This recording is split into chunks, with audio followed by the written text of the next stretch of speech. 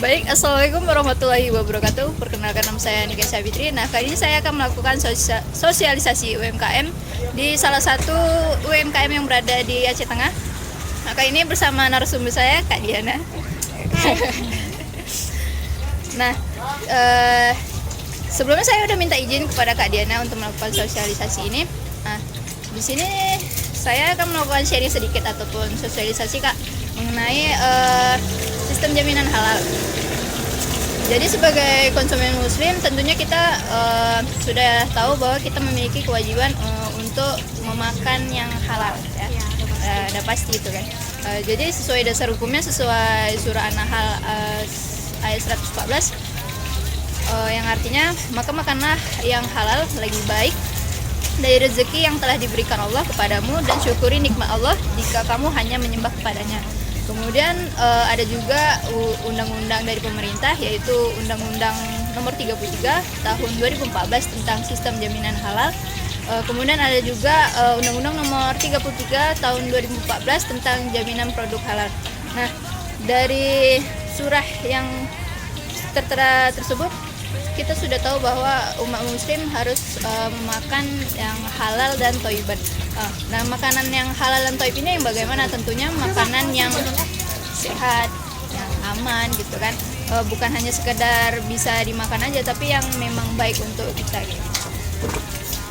Jadi, sesuai Undang-Undang Nomor 8 Tahun 1999 mengenai perlindungan konsumen, maka kita dapat menyikapi bahwasanya lembaga LPOM memberikan jaminan produk makanan yang halal bagi konsumen muslim melalui sertifikasi halal.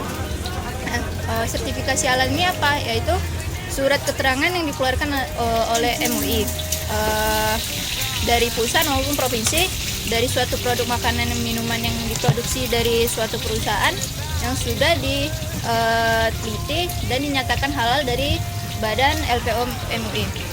Nah, jadi keuntungannya apa saja nih sertifikasi halalnya? Tentu saja keuntungannya ialah untuk menjamin konsumen muslim kita ini bahwasanya makanannya tuh baik gitu, dan halal untuk dimakan. Jadi seperti yang sudah saya sampaikan sebelumnya, bahwasanya sekarang sudah ada peraturan UMKM itu harus memiliki sertifikasi halal. Seperti kayak kakak ini jualan sebelah gitu, ternyata harus ada sertifikasi halalnya. Jadi kira-kira kakak sebelumnya udah pernah tahu belum sertifikasi halal ini? Sebenarnya sih udah tahu, cuman mungkin bagi kami yang bisa dibilang UMKM ini kan, yang menengah ke bawah ini kan kayak belum begitu penting lah. Dan lagi kan sebagian penduduk di sini kan, apalagi di Aceh kan mayoritas kan udah Islam tentunya. Jadi menurut saya ya mungkin karena kayak tidak mementingkan itu, pikirnya ya sudah gitu, nggak terlalu dipikirkan, udah pasti halal. Apalagi kita tinggal di kota yang mayoritas muslim, kan negara pun mayoritas muslim Ya, itu kesalahan dari masyarakat itu sendiri karena memiliki mindset yang dimana kalau yang jualan muslim ini udah pasti halal gitu kan. Padahal kita belum tahu bahan tambahan dalam pangan tuh mungkin ada yang mengandung babi, atau misalnya nih jualan sebelah bakso gitu kan, belum tentu nih ayam yang disembelih itu udah sesuai dengan syariat Islam. Kita nggak tahu karena udah jadi dalam bentuk produksinya gitu ya kan.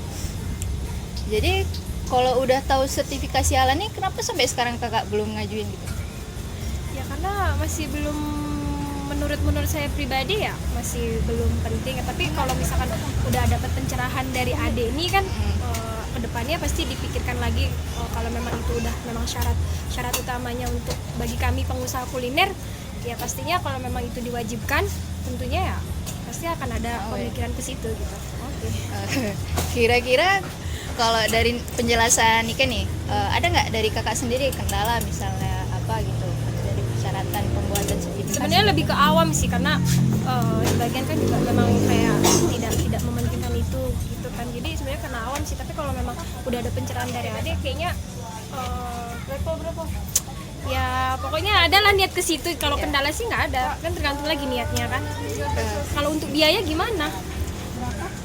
Jadi dari info yang Nika dapat nih terbaru nih, ternyata udah ada pembuatan sertifikasi halal yang gratis untuk UMKM. tapi pembuatannya ini online, ada dari situs si halal di PTSP Halal Go ID. Jadi nanti kita tinggal buat akun, terus nanti kita tinggal buat username passwordnya. Nanti tinggal pilih aja tempat usahanya tuh di mana. Ya, misalnya kita nih di Aceh nih. So nanti kita tinggal lengkapi data apa saja nih yang perlu. Biasanya datanya tuh perlu surat izin produk. Habis itu tinggal dilengkapi aja, nanti baru kita daftar online, nanti dapat surat sertifikasinya tuh online juga, dikirim gitu melalui PDF. Sebenarnya sih nggak sulit ya. Sulit, tapi ya itu tadi versi mindset masyarakat ya, untuk apa sih buat sertifikasi halal kalau ini mayoritas muslim loh, udah pasti halal udah gitu. pasti halal, dan pasti orang tuh tidak akan mementingkan itu, kecuali kita udah mungkin tinggalnya di luar Indonesia yang harus kita harus memilih-milih makanan. Ya. Nah, sih tujuannya makanya kami melakukan sosialisasi ini ya biar tahu gitu bahwasanya memang perlu diperhatikan. Terima kasih loh untuk pencerahannya. Kedepannya Kami juga sebelumnya makasih karena kakak udah mau jadi narasumber. terima kasih.